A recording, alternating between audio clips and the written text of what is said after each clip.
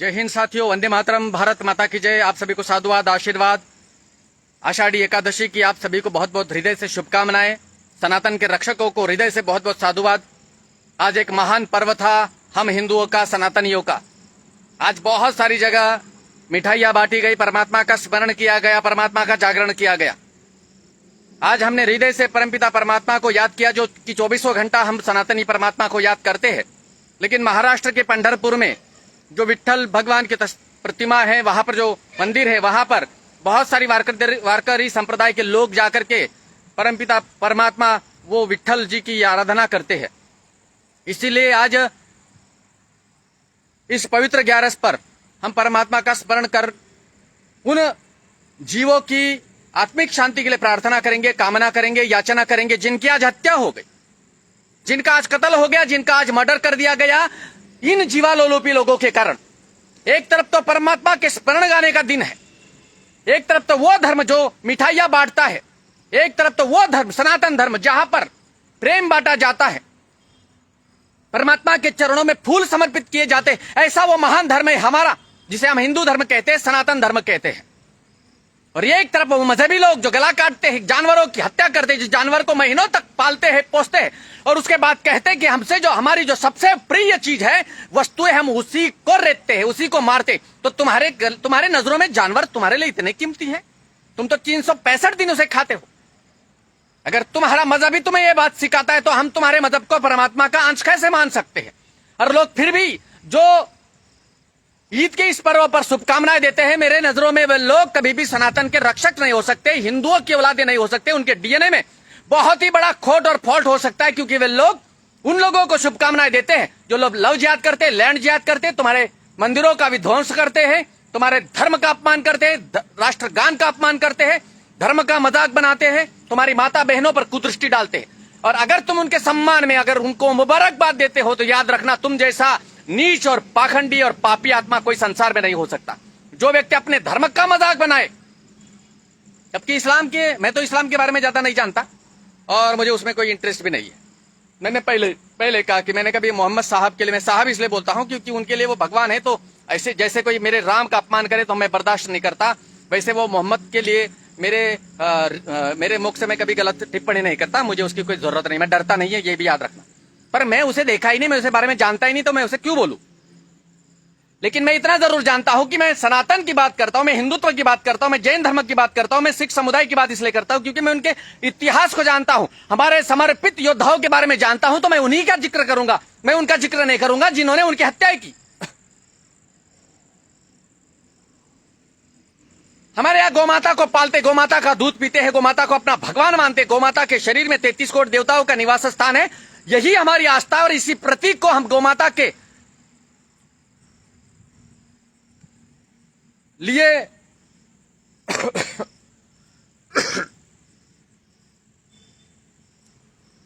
साथियों, बस कितने लोग देख रहे? 4। देखो आज मेरे फॉलोअर्स कितने थे? 42,000 और अचानक 35,000 का आंकड़ा हो गया। कितना बड़ा चमत्कारी पुरुष है ये जुकरबर्ग, मार्क जुकरबर्ग। साला नाम में जुकर मतलब सुकर मतलब कुकर मतलब डुक्कर, साले के नाम में ही कुकर डुक्कर शुक्कर पीक सब कुछ है। और ऐसा व्यक्ति बड़ा चमत्कारी पुरुष निकला है, तो हमसे भी 2 कदम आगे, धीरेन्द्र शास्त्री से आगे, देवताओं से आगे, महात्माओं से आगे, बड़ा तपस्वी पुरुष है। 42,000 के 35,000 कर दे, वाह रे वाह, कितना चमत्कारिक आदमी है। 37,000, 5,000 खा गया, वाह रे वाह। यहां तो बढ़ना चाहिए, यहां घट गए। सनातनियों की बात करने वाला, सनातन धर्म की बात करने वाले के साथ ये होगा। मेरी शिष्या मणिकर्णिका जी ने कहा कि वो जो 1.5 अकाउंट है उनको ब्लॉक कर रहा है फेसबुक, शायद हो सकता है। फिर अचानक 5,000 लोग जो 1.5 अकाउंट मेरे साथ जुड़े हुए थे, अचानक ब्लॉक हो जाए एक समय में, तो उससे कोई मलाल नहीं, क्योंकि फेसबुक के जरिए हम केवल सनातन की बात करते हैं, सनातन का प्रचार करते हैं, और हमारे लिए यही प्लस पॉइंट है और हमारे लिए यही गुरुदक्षिणा है, यही हमारी कमाई है। क्योंकि फेसबुक से हम पैसा नहीं कमाते। बहुत सारे लोगों ने फेसबुक, यूट्यूब एक जरिया बना रखा है, वीडियो अपलोड करो, पैसा कमाओ। नचनियां नाचती है, अपना देह प्रदर्शन करती है। एक समय ऐसा था कि स्त्रियों के शील की रक्षा करने के लिए महाभारत होता था। आज अगर किसी स्त्री को अगर तुम कहो कि तुम्हारे वस्त्र ठीक,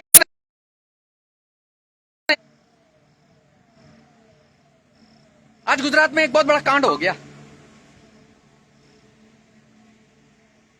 2 साल पहले कुछ लोगों ने षड्यंत्र रचा था मुझे मारने का, चाकू बंदूक से मार नहीं पा रहे थे क्योंकि मैं अमर हो जाऊंगा, बलिदानी हो जाऊंगा, लोगों के हृदय में परमात्मा का एक अंश हो जाऊंगा, देवताओं की तरफ पूजा होगी मेरी। अगर मेरा कोई वध कर देता, मेरी कोई हत्या कर देता तो समय मिला था कोरोना काल में कोरोना पॉजिटिव बता करके इसका खेल खत्म कर दो। लेकिन परमात्मा मेरे साथ थे, महाकाल मेरे साथ थे, और हजारों अनगिनत माता बहनों की प्रार्थनाएं और कई साथियों की प्रार्थनाएं मेरे साथ थी। मैं जीवित रहा, मरा नहीं। लेकिन जिन लोगों ने षड्यंत्र रचा था वे सारे के सारे पदविहीन हो गए। आज वैसा ही एक बहुत बड़े पद पर बैठा हुआ गुजरात में 10,000 का कांड कर चुका है, जमीनों का, गोचर भूमि का। अब बहुत बड़ी बात है, उसके बारे में भी मैं ऑपरेशन करके जरूर बताऊंगा। देखो, ये गुजरात है, नरेंद्र मोदी साहब का गुजरात। लेकिन जब तक नरेंद्र मोदी साहब यहां थे, किसी की ताकत नहीं थी कि कोई पैसा खा जाए, किसी सन्यासियों का अपमान करे, किसी धर्म का मजाक बनाए, किसी हिंदुओं के साथ, हिंदू बहन बेटियों के साथ छेड़खानी करे। ऐसा कभी नहीं होता था जब नरेंद्र मोदी जी यहां पर सत्ता पर थे। लेकिन जब नरेंद्र मोदी जी इस जगह से निकल करके जब केंद्र में जाकर के बैठे और उसके बाद जो भी यहां पर आए, वे सारे के सारे इतने कमजोर हृदय वाले लोग थे कि ये लोग चाहते ही नहीं कि गुजरात का विकास हो, स्वयं का विकास हो। बस यही चाहेंगे। कोई जमीनों का कांड कर रहा है, कोई कुछ कांड कर रहा है, कोई कुछ कर रहा है, कोई कुछ कर रहा है। इतने भ्रष्टाचारी लोग भरे पड़े हैं यहां पर गुजरात में, तो फिर हम जैसे लोगों को कौन पूछेगा? ईमानदारी क्यों कदर नहीं होती है? तुम जितने ईमानदार होगे उतने रगड़े जाओगे, जितने तुम देशभक्त होगे उतने तुम्हारी अवहेलना की जाएगी, जितना तुम गुजरात से लगाव रखोगे, जितना तुम हिंदुत्व की बात करोगे, जितना तुम सनातन को जिंदा रखने का प्रयास करोगे, जितने तुम वरिष्ठ नेताओं को बचाने का प्रयास करोगे, नीचे बैठे हुए नीचे तबके के लोग तुम्हें हैरान करेंगे और किसी भी रूप से ये तुम्हारा पन्ना पलटने का प्रयास करेंगे। लेकिन कुछ लोग ऐसे होते जो पलट ही नहीं पाते, उसमें से एक मैं हूं। बहुत प्रयास किया जाता है। आप लोगों को क्या लगता है मैं गुजरात में बहुत सुरक्षित हूं? तुम्हें क्या लगता है मैं गुजरात में हूं तो बहुत आराम से जिंदगी जीता हूं? बहुत सारे लोगों को गलत फहमी कि सूर्य सागर तो गुजरात में बहुत बेहतर जिंदगी जीता है। शायद तुम लोग अभी परिचित नहीं हो। अग्निशिखा पर चलना पड़ता है हमें। ये तो ईश्वर की कृपा है कि जिंदा है, बस इतनी बड़ी बात है, बस जिंदा है। क्योंकि इन लोगों को ईमानदार व्यक्ति की आवश्यकता नहीं है, चरित्र संपन्न व्यक्तियों की इनको जरूरत नहीं है। जो तख्त पर कुर्सियां तोड़ने के लिए बैठे हैं, वहां पर कॉम्प्रोमाइज करो और तख्त पाओ। वहां पर देश को, गुजरात को लूटो और तख्त पाओ। कोई मंत्री बन गया, बस पैसे ही लूटना है। फिर बाकी के लोग, नीचे के तबके के लोगों का शोषण हो, मर जाए, उनको कोई मतलब नहीं है। बस अपना ही रोटियां सेकनी है। आज 10,000 का कांड, मतलब सिर्फ छोटा सा 10,000 का मामूली रकम है इन लोगों के लिए। यहां तो ऐसे ऐसे मंत्री भी बने बैठे हैं जिन्होंने जमीनों का पैसे खा गए, 27-27 हजार करोड़, 30-30 हजार करोड़। और इन लोगों का सारा चिट्ठा मेरे पास भी है, पर मैं इसलिए नहीं बोलता क्योंकि कहीं ना कहीं हिंदुत्व मलिन हो जाएगा। नरेंद्र मोदी साहब के ऊपर कटाक्ष होगा। हम नरेंद्र मोदी जी के लिए अपना प्राण देने के लिए तैयार है, लेकिन ये नरेंद्र मोदी जी का नाम लेकर के नरेंद्र मोदी जी को ही टारगेट करने वाले लोग आज सत्ता पर बैठे हुए, इन्हें हिंदुत्व से कोई मतलब नहीं। भगवान श्री राम का रथोत्सव निकलता है, हमारे ही रथ पर पथराव होता है, हमारी माता बहनें घायल होती है और हमारे ही 20 लड़कों को पुलिस उठा करके ले जाती। क्यों भाई? हिंदू लड़के क्या पत्थर फेंकेंगे अपने भगवान श्री राम के प्रतिमा पर, हम पर? उन्होंने प्रति उत्तर दिया तो उन्हें ही तुमने जेल में डाल दिया। कैसी शासन है ये? कैसी सत्ता है गुजरात में? या हिंदुत्व की बात करने वाले लोगों को ही जेल में डाल दिया जाता है। जो हिंदुत्व की बात करेगा उसको टारगेट करने का प्रयास किया जाएगा। ये तो हमारे जैसा सरफिरा है यहाँ, और हम थोड़ी साधना करते हैं, इसीलिए हम थोड़े सुरक्षित है। और इन लोगों के चिट्ठे हमारे पास भी, इसलिए ये लोग कुछ कर नहीं पा रहे। बाकी यहां नीचे के तबके से लेकर के ऊपर के तबके तक अधिकतर लोग ऐसे चीजों में लिप्त है जो कहते हुए शर्म आए। अभिमान है मुझे कि नरेंद्र मोदी जी जैसा व्यक्ति कोई नहीं, अमित शाह जैसा व्यक्ति, जैसा कोई व्यक्ति नहीं, योगी आदित्यनाथ जैसा कोई नहीं। ये 3-4 लोगों की वजह से हम भाजपा का समर्थन कर रहे हैं। लेकिन अक्सर लोग देखते हैं, मैं आपको और एक बात कहना चाहूंगा। पिछले 4 महीने से बहुत परेशानियों से गुजर रहे हैं। वो परेशानियां क्या है यहां मैं जिक्र नहीं करूंगा, क्योंकि बड़ी बड़ी बात करने वाले, अरे गुरुदेव हम तो आपके साथ है, जहां पसीना बहेगा आपका खून की नदियां बहा देंगे। इससे हरामजादे लोग भी कोई साथ नहीं देता है। साथियों, अकेले लड़ना पड़ता है, अकेले। हमारे हिंदुओं की सबसे बड़ी कमजोरी यही है, अकेला छोड़ देते योद्धाओं को। कुछ लोग हैं जो साथ में खड़े हैं मेरे अभी भी, ऐसा नहीं है कि नहीं है, कुछ लोग हैं।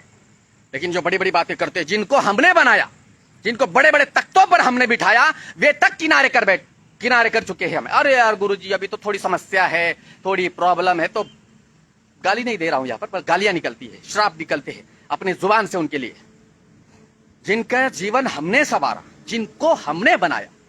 वे तक लोग छोटी सी, अगर तुम्हारे समुंदर में से कोई एक लोटा पानी निकाल ले तो समुंदर को कोई अंतर नहीं पड़ेगा, लेकिन समुंदर के पास इतनी ताकत है कि समुंदर ही सोख जाए। वो समुंदर हमें तुम्हें सोख सकते हैं, लेकिन हम ऐसा बलात्कारी कार्य नहीं करते, ऐसा कुकर्मी काम नहीं करते। लेकिन परीक्षा हो जाती है 4 महीनों के समय में, जितने पीड़ाओं से इस समय में गुजर रहा हूं मैं ही जानता हूं। लेकिन ये जो बड़ी बड़ी बातें कर रहे गुरुजी हम तो आपके साथ है, साथ तो कभी थे ही नहीं। 2 साल पहले जब मुकदमों से ऐसे तो बहुत सारे होते, जब गुजर रहा था तो एक बड़ा टीवी चैनल है तुम्हारा, हिंदुत्ववादी टीवी चैनल, अपने आप को हिंदुत्ववादी कहते, कुछ हिंदुत्ववादी नहीं भाई, इनके भी बड़े बड़े इधर उधर की बातें हैं। अब जहां पर मैं गौशाला का उद्घाटन करने जा रहा हूं, स्वामी सुमेरगिरी जी के, महंत सुमेरगिरी जी का कार्यक्रम है, मुझे कहा गया, स्वामी जी ने कहा, महंत जी ने, कि गुरुदेव आप आ रहे हो तो हम आपको कुछ दे नहीं सकते, पर फिर भी हमारी क्षमता के अनुसार हम आपको 5 लाख रुपए देते हैं। मैंने कहा 5 लाख रुपए अगर आप मुझे देते हो, इसका अर्थ आप मुझे खरीद रहे हो, आप इस सन्यासी को खरीद रहे, एक देशभक्त को खरीद रहे हो।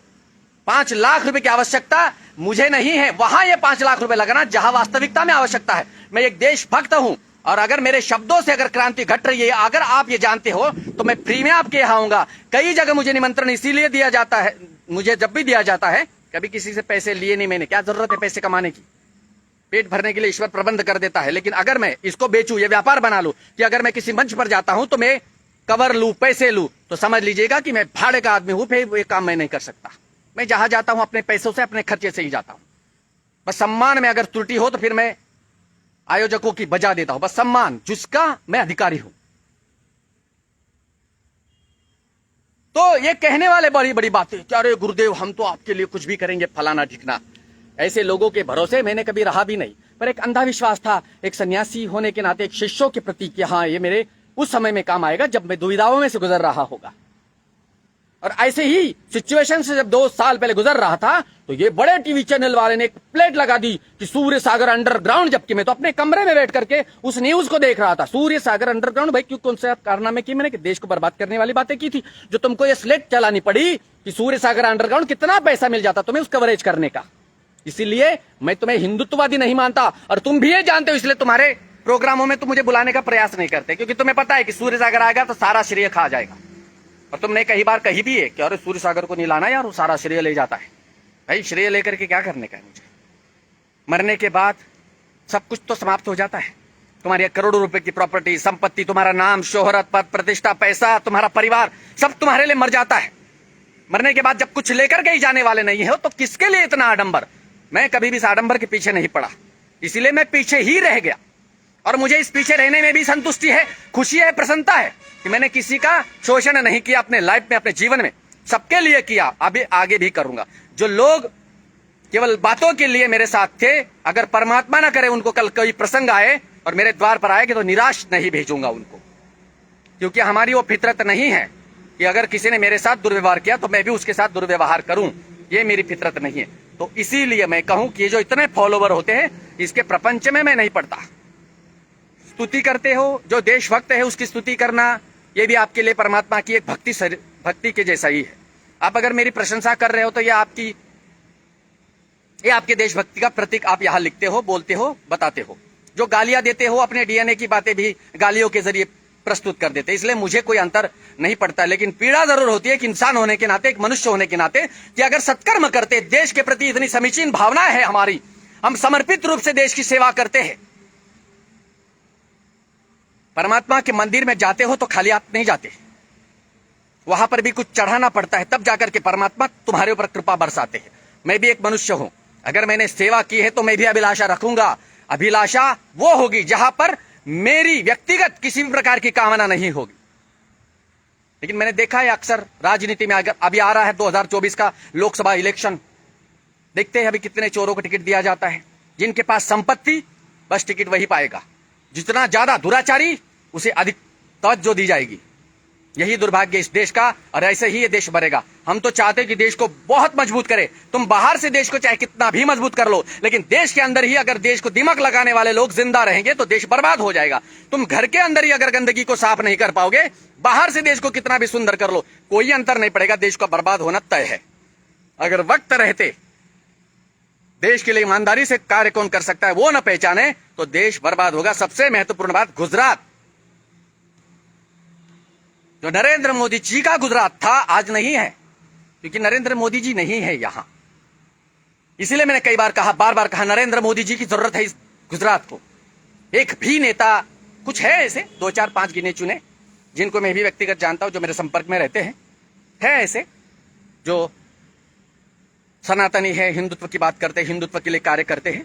तुम्हारी ऐसी क्या पीड़ा हो जाती जब रामनवमी के उत्सव पर हम राम रैली निकाल रहे हैं, पथराव कर रहे हैं ये गोमांस भक्षी, और नाम तक लेने के लिए राजी नहीं यहाँ के सांसद, यहाँ के विधायक, यहाँ के छोटे मोटे नेता कि भाई पथराव किसने किया। वो कहते वर्ग विशेष लोगों ने पथराव किया। भाई वर्ग विशेष कौन थे?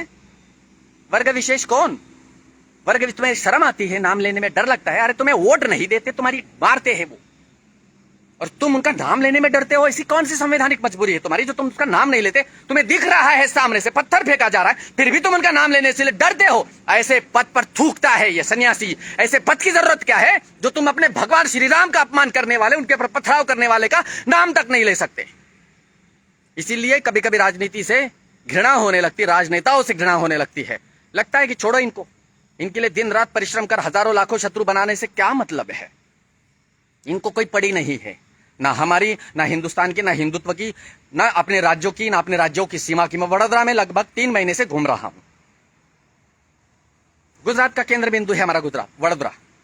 सुरक्षित है गुजरात, बेहतर है, सॉरी वडोदरा, लेकिन वडोदरा बहुत घटिया है। वडोदरा मैंने देखा बहुत बहुत बहुत गंदा। रात्रि को 4 बजे तक यहाँ अंडों की लारियां लगती है। अभी अंडों की लारियां कौन लगाता है समझो, लेकिन वहां अगर कोई प्रशासनिक व्यक्ति जाता है, कोई हिंदू की लॉरी चली है 10 बजे, 11 बजे, 12 बजे, तो वहां पर गाड़ी निकाल। मैंने खुद अपनी आंखों से देखा है। लेकिन किसी पुलिस की, किसी की हिम्मत नहीं हुई कि मेरी गाड़ी को रोके और मुझे बोले कि गुरुजी क्या कर रहे हो ना, पर मैंने चुपचाप बैठा हूं। मैंने बस देख रहा था कि हो क्या रहा है यहाँ। यार रात्रि बाजार है मेरे वडोदरा में, रात्रि बाजार, जहां पर तिलचट्टे साले खाने के शौकीन मरे जाते हैं। 4 बजे तक लॉरी गाड़ी खाना चलता है।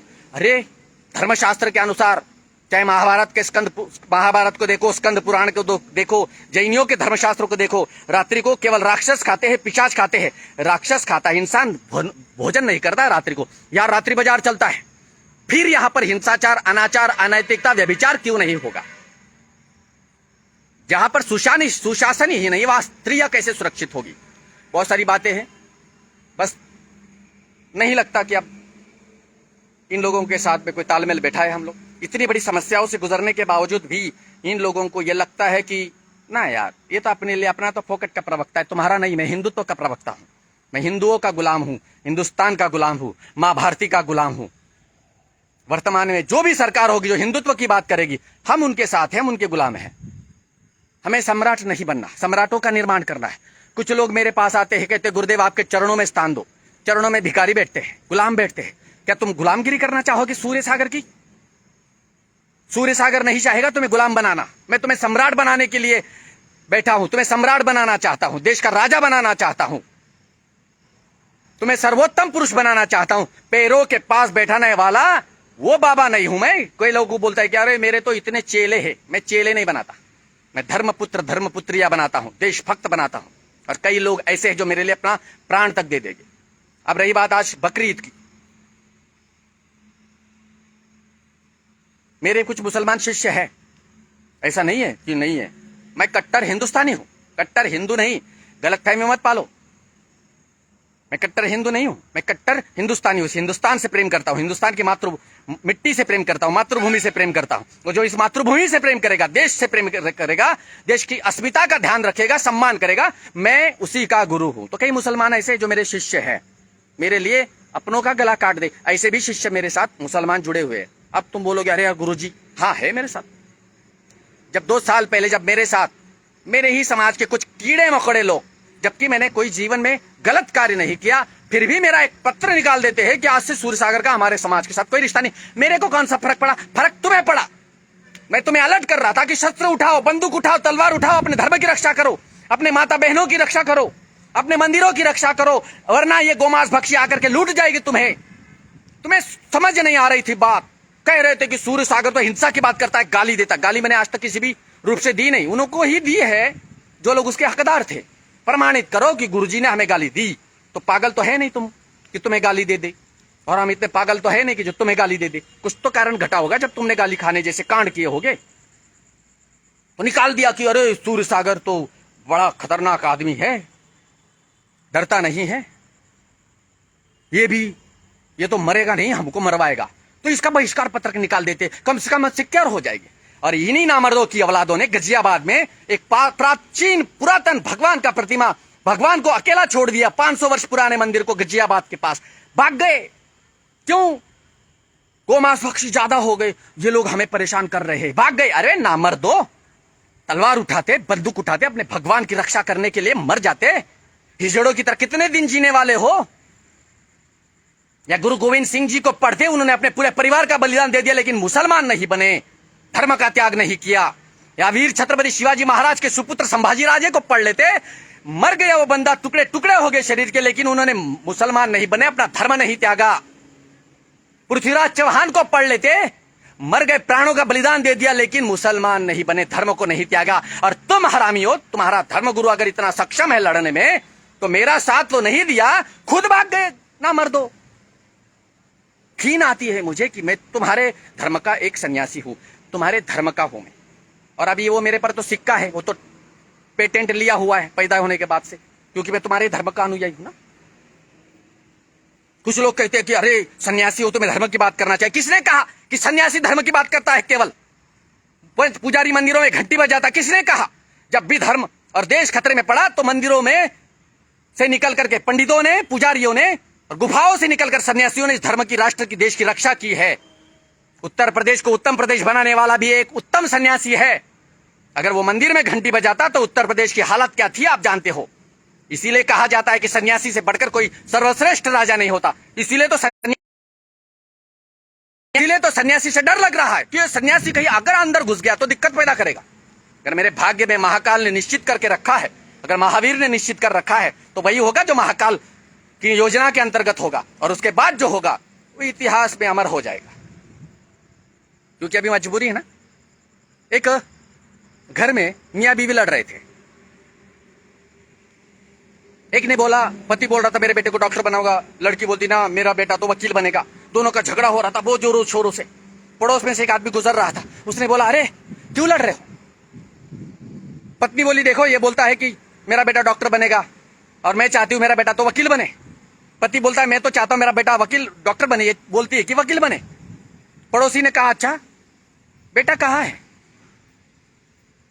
तुम्हारा बेटा कहाँ है जो वकील है डॉक्टर बनने वाला है? तो उन्होंने कहा नहीं अभी तक तो आया ही नहीं, शादी तो हमारी अभी हुई, 1 साल हो गया, बच्चा पैदा ही नहीं हुआ। जो बच्चा पैदा ही नहीं हुआ उसको डॉक्टर वकील बनाने की बात कर, वैसे ही मैं आपको साथ बात कर रहा हूं। अभी हमारा कुछ रिजल्ट नहीं, जिस दिन आएगा उसी दिन हम चर्चा करेंगे। फिर सनातन के लिए जो आज तक किया है वो आगे भी करेंगे, लेकिन हम उन लोगों को नहीं रखना चाहेंगे जो व्यभिचारी है। बहुत सारे ऐसे लोग हैं, मैं माननीय प्रधानमंत्री नरेंद्र मोदी साहब के पास मैसेज पहुंचा चुका हूं, मिला नहीं पता नहीं, मिलता नहीं है। ये भी दुर्भाग्य, जब चुनीलाल जी बारिया जीवित थे तब सूर्य सागर का एक शब्द टाला नहीं जाता था।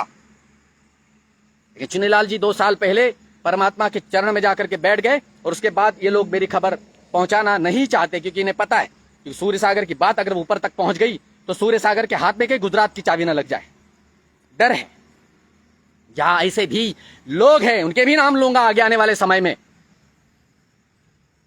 जिनको जवान सुंदर लड़कियां चाहिए भाषण देने के लिए, नेतृत्व करने के लिए। जवान लड़कियां 20 साल की, 22 साल की, 35 साल 40 साल की औरतें नहीं चाहिए इनको, बूढ़ी हो गई है ना वो। वाह रे वाह, सबूत दे सकता हूं मैं, प्रमाणित कर सकता हूं मैं। और प्रमाणित करने की जरूरत नहीं है, तुम्हारा गुरु हूं। तुम्हारे गुरु को अगर तुम प्रमाण मांगते हो तो इतना याद रखना, तुम्हारे मां ने बताया यह तुम्हारा बाप है, मान लिया, तो गुरु ने बताया यह भगवान है, मान लो। जब तुम्हारे गुरु ने तुम्हें बताया कि भगवान है मानना पड़ेगा, अगर तुम बोलोगे कि गुरुजी प्रमाणित करो, तो तुम्हारी माँ को भी कहो कि माँ सच बताना कि मेरा बाप कौन है, क्योंकि माँ को ही पता है तुम्हारा असली बाप कौन है। क्या तुमने कभी तुम्हारे माँ को कहा कि माँ सच बताना मेरा बाप कौन है? मैं तुम्हारे बाप को पप्पा, दादा, मामा जो भी बोलता हूं, जो भी बोलते हो, क्या तुमने माँ को पूछा नहीं ना? तो तुम्हारे गुरु को भी पूछने की जरूरत नहीं है। गुरु प्रमाणित करो, क्योंकि गुरु के शब्द ही ब्रह्म वाक्य होते हैं। संदेह पैदा करोगे तो समझना कि तुम भी संदेह से ही पैदा हुए हो। बहुत पीड़ा हो रही है मुझे वर्तमान की राजनीति, गंदी राजनीति देखकर। कभी कभी जीने का मन नहीं होता है यार, पर मर नहीं सकते ना, इसलिए जिंदा है। संघर्ष करना पड़ता है अकेले, लड़ना पड़ता है अकेले। ये कोई नेता वेता तुम्हारे साथ में नहीं होते। मैंने अपने जीवन में बड़े बड़े नेताओं को बनाया है, जिनको सपोर्ट किया, मोरल सपोर्ट, आर्थिक सपोर्ट, सब कुछ किया। लेकिन आज जब मुझे वास्तविकता में मुझे साथ की जरूरत है, तो इन्हें लगता है कि अरे गुरुजी के पास जाएंगे तो गुरुजी हमारे, अबे यार क्या फर्क पड़ता है। मैंने आज तक किसी के सामने हाथ नहीं फैलाया। मैं महाकाल महावीर के आगे हाथ फैलाता हूं, वो भी नहीं फैलाता। जब मुझे आवश्यकता पड़ती है तब मैं करता हूं। अब मैं एक बहुत बड़ी दुविधाओं में से इस समय गुजर रहा हूं। मैं कुछ नहीं बताऊंगा, समझ लेना, समझ के समझ को समझो। मेरे कुछ शिष्य हो जानते, मणिकर्णिका जी जानती है, मेरी पाठशाला के सभी साथी जानते हैं, मेरा बेटा विवेक मिश्रा मास्टर वो जानता है, हमारे मास्टर जी जानते हैं, प्रणव जानी, हिमिशा जी, मेरे शिष्य रिंकी जी जानते, सभी लोग जानते हैं। बहुत सारे लोग जिनके नाम यहाँ पर मैं नहीं ले पा रहा हूँ, बबली जी, बहुत सारे लोग जो मेरे से जुड़े हुए, उनको वो सब जानते हैं। पर वो उतने सक्षम नहीं है कि जो मेरे साथ खड़े हो जाए। जो कुछ सक्षम है, जिन लोगों को मैंने बनाया, अभी 3 दिन पहले एक हमारे एमएलए साहब थे, भूतपूर्व एमएलए साहब, भूतपूर्व, अभी नहीं, भूतपूर्व एमएलए साहब, जिन्होंने मुझे बोला, अरे गुरुदेव अब जाने दीजिए, वो बात मैं नहीं कर सकता। अगर करे तो सामने वालों को पता चले तो उसकी आत्मा को शांति नहीं मिलेगी, क्योंकि वो जल्दी ऊपर जाने वाला है। पंगा ही ऐसे व्यक्तियों से लिया है कि तुम्हारे आत्मा को शांति तो मैं लगने भी नहीं दूंगा। वैसे कहा जाता है कि तांत्रिकों के साथ पंगा नहीं लेना चाहिए। जो शमशानों की विद्याएं जानते हैं उनसे पंगा नहीं लेना चाहिए। तुमने ले लिया है, आने वाले समय में तुम्हें पता चलेगा कि तुमने अपने जीवन में भूल कौन सी की, जो नहीं करनी चाहिए थी तुम्हें। सन्यासी के